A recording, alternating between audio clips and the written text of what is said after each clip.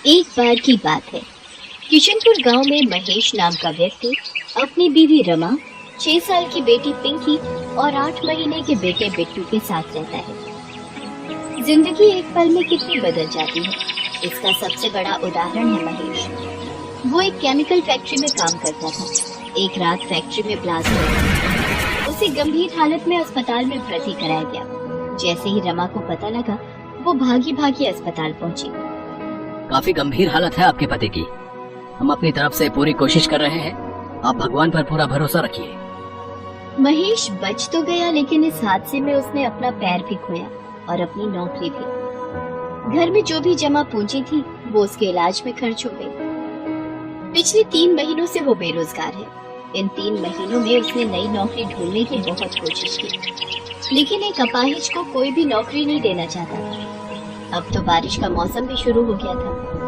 इस मौसम में उसे एक जगह से दूसरी जगह जाने में बहुत दिक्कत होती, क्योंकि सड़कें पूरी तरह पानी से भर जाती। आज भी वो परेशान अपने घर लौट रहा था। आज भी मुझे कोई काम नहीं मिला। सब लोग मुझसे ऐसे नजरें चुराते हैं जैसे कि मैं कोई भूत हूँ। अरे अपाहिज को जीने का हक नहीं है क्या? वो और उसका परिवार क्या भूखा मर जाए? महेश बार बार की असफलता से परेशान हो चुका था।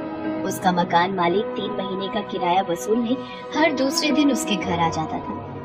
साथ ही घर खाली करवाने की धमकी भी देता था। कल शाम भी वो आखिरी चेतावनी देकर गया था। इधर घर में अनाज का एक भी दाना नहीं था। पिछले 2 दिन से पूरे परिवार ने कुछ भी नहीं खाया था। उसे कुछ भी समझ नहीं आ रहा था कि अब वो क्या करे। वो ये सब सोचते सोचते जा ही रहा था कि तभी जोरों की बारिश शुरू हो जाती है। मुझे उस चाय की टपरी के नीचे छिप जाना चाहिए। कहीं बारिश में तबीयत खराब हो गई तो लेने के देने पड़ जाएंगे। वो चाय की टपरी के नीचे जाकर खड़ा हो गया। चाय की टपरी वाला चाय के साथ पकौड़े भी बना रहा था। लोग चाय के साथ पकौड़े खाते हुए बारिश का मजा ले रहे थे। उसे पता था कि घर में कुछ भी खाने के लिए नहीं है। उसने अपनी जेब में हाथ डाला तो उसे बहुत ही 10 रुपए का पुराना नोट मिला। 10 रुपए ही है जेब में। क्या करूं मैं? तुम मियाँ बीवी तो पानी पीकर भी रह लेंगे, लेकिन बेचारी अगर मैं उसके लिए पकौड़े ले जाऊंगा तो वो बहुत खुश होगी। पहले उसने बहुत सोचा, फिर उसने उन पैसों से पकौड़े खरीदे। थोड़ी देर बाद बारिश बंद हो गई।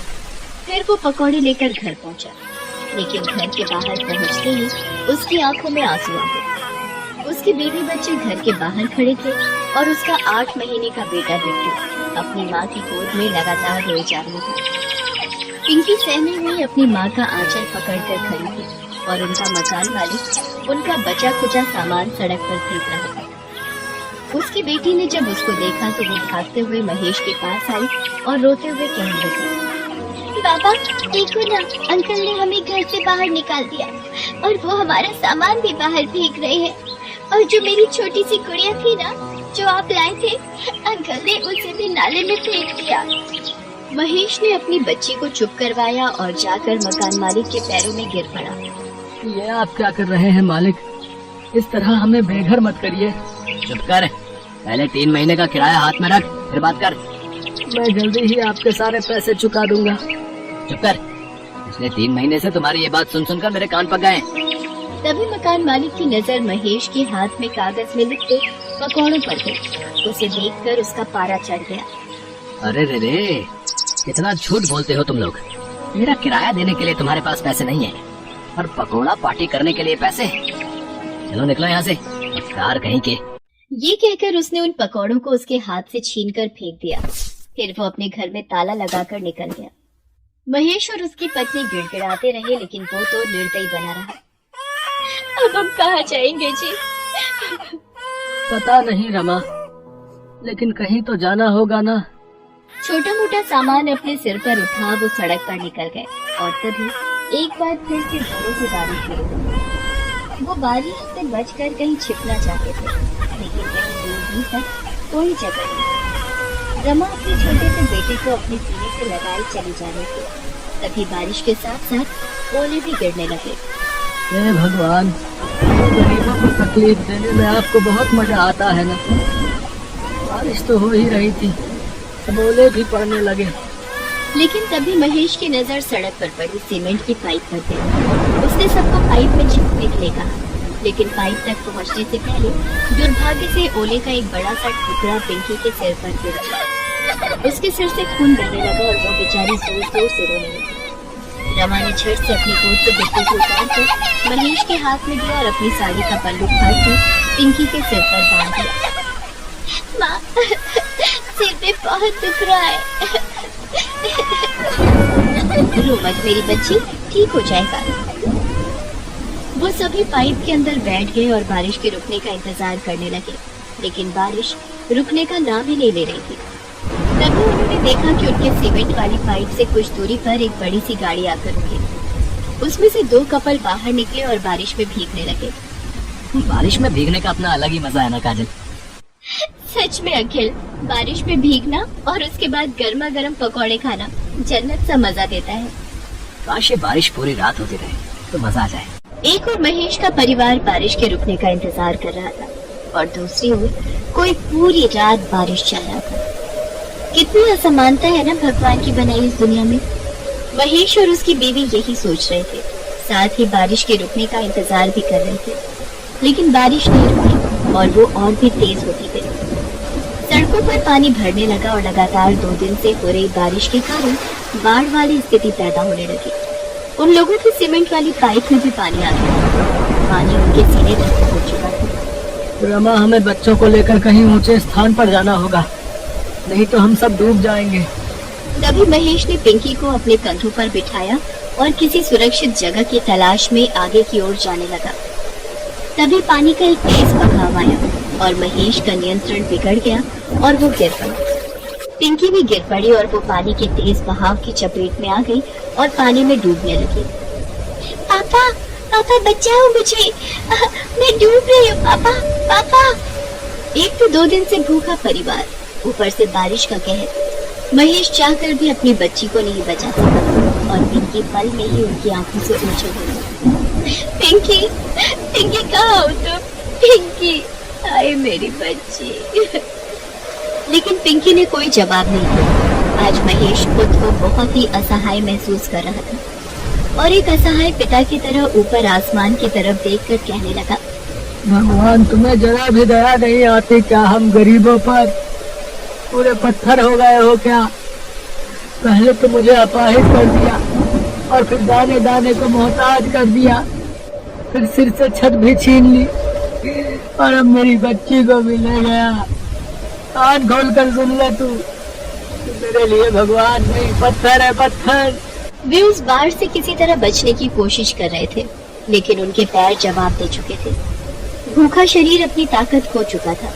उनके पैर लड़खड़ा रहे थे और वो भी इस बाढ़ की चपेट में आकर डूबने लगे। हालांकि तब भी उन्होंने हाथ पैर मारे, लेकिन भूख ने उन्हें कमजोर बना दिया। दोनों एक दूसरे को पुकार तो रहे थे, लेकिन पानी के बहाव में वे पुकार अनसुनी हो रही थी। रमा, रमा, बिट्टू। लेकिन शायद मौत अभी उनके हाथ की रेखाओं में नहीं थी। तभी तो वो पानी में गिरकर बेहोश हो गए थे और बहे जा रहे थे। तभी बाढ़ राहत कार्य वालों की नजर उन पर पड़ी और वे उन्हें अपनी नाव में बचाकर राहत शिविर ले आए। इस बारिश में हम तीनों तो बच गए रमा, लेकिन इसने हमसे हमारी पिंकी को छीन लिया, हमसे छीन लिया रमा। वे दोनों एक दूसरे को पकड़कर रो रहे थे कि तभी एक नन्ही सी बच्ची, जिसके हाथों में बिस्किट और ब्रेड का पैकेट था, वो पैकेट उसको राहत शिविर वालों ने दिया था, उनके पास आई और पीछे से आकर बोलने लगी, बाबा, बाबा, क्यों रो रहे हैं आप लोगों को भी भूख लगी है ना? ये लीजिए ब्रेड खाइए, अंकल ने मुझे दी थी, मैं आप लोगों का ही इंतजार कर रही थी। वो आवाज पिंकी की थी। पिंकी को देखकर महेश और रमा फूट फूट कर रोने लगे। पिंकी को भी राहत कार्य वाले बचाकर शिविर में ले आए थे। अपनी बच्ची को जिंदा देखकर वो लोग ऊपर वाले को देखकर उसका शुक्रिया अदा करने लगे। पूरे 1 महीना वो लोग राहत शिविर में रहे। उसके बाद सरकार ने उन्हें कुछ पैसे मुआवजे के तौर पर दिए, जिससे वो नई जिंदगी की शुरुआत कर सके। आज महेश एक चाय पकौड़े की दुकान चलाता है। उसकी जिंदगी अब पहले से बेहतर हो गई है। बारिश ने परीक्षा तो ली उसकी, लेकिन उसी बारिश ने उसे फिर से अपने पैरों पर खड़े होने का मौका भी दे दिया।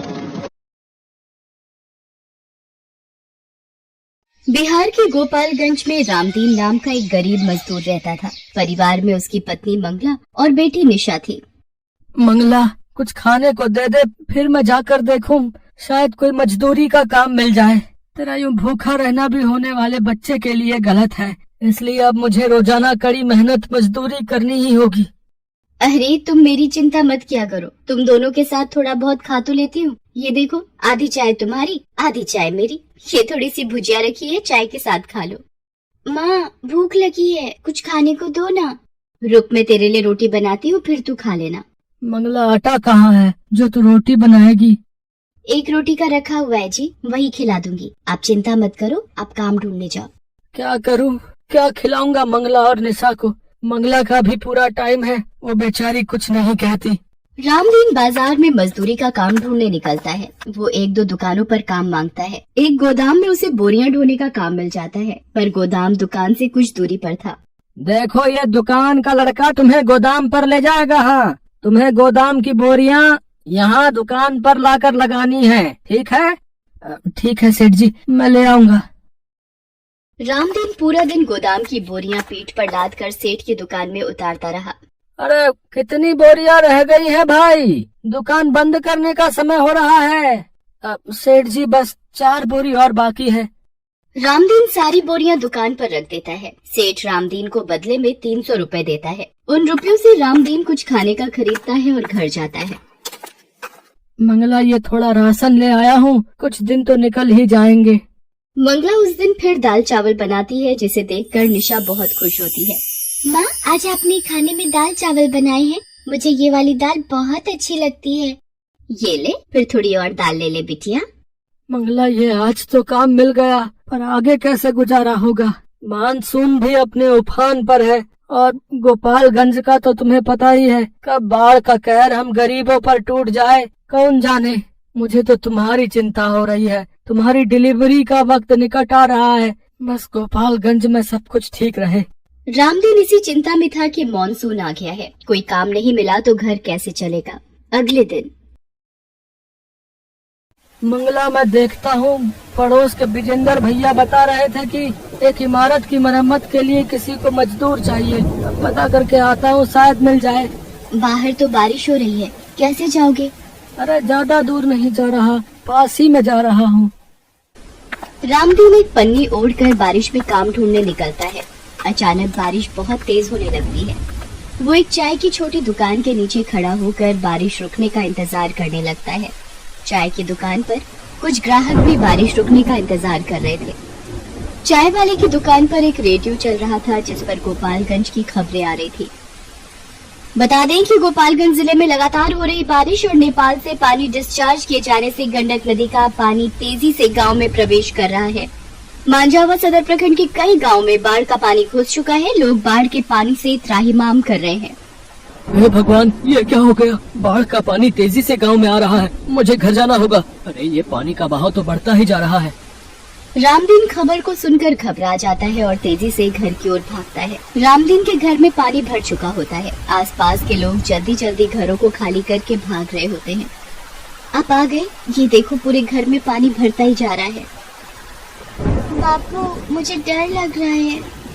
अरे घबराओ मत, कुछ नहीं होगा मंगला। निशा को मैं कंधे पर बैठा लेता हूँ, हमें जल्दी यहाँ से निकलना होगा।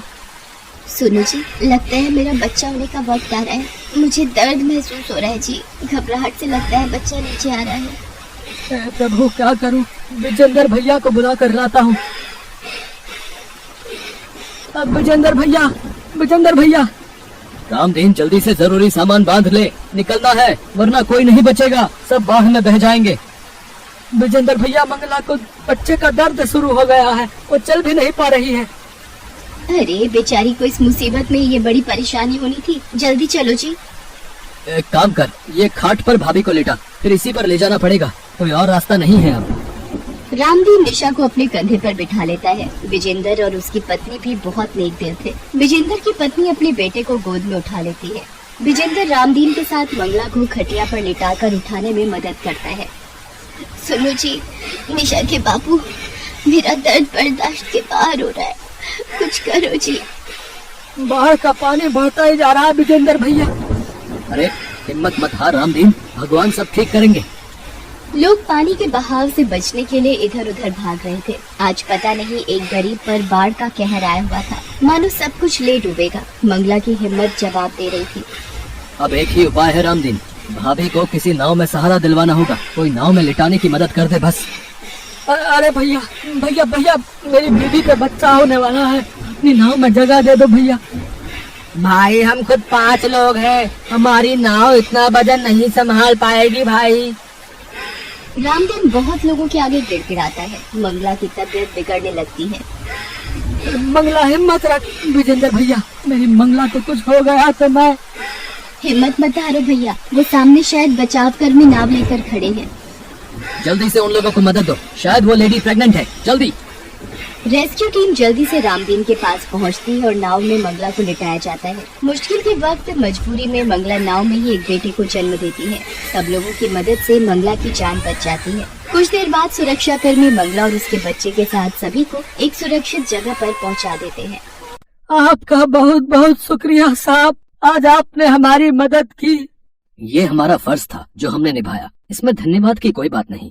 रामदीन विजेंद्र और उसकी पत्नी को भी धन्यवाद करता है।